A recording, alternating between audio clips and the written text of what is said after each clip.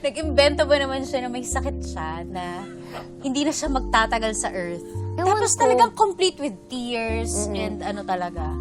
Tapos parang kami ni Camille noon, umiiyak na talaga kami dun sa loob ng room kasi parang, ha? Bakit? Ganyan. Tapos parang, ako naman parang naguguluhan ako kasi parang, ha?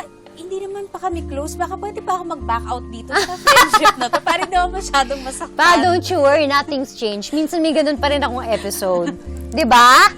Ganun pa rin Sobrang naman. balik. Tapos may Pero poknat. May hindi ka pa rin Yung siya. poknat yan, si Heart. Yan. Yan daw yung sanhinong sakit niya. Nakamatay na niya. Yung poknat niya. Kasi niwala talaga Cancer ako. Pwede maging cancer. Ayun yung kasi sinabi ng doktor. So yun yung bubog ko. Grabe yung iyak. Si Camille, iyak na ng iyak.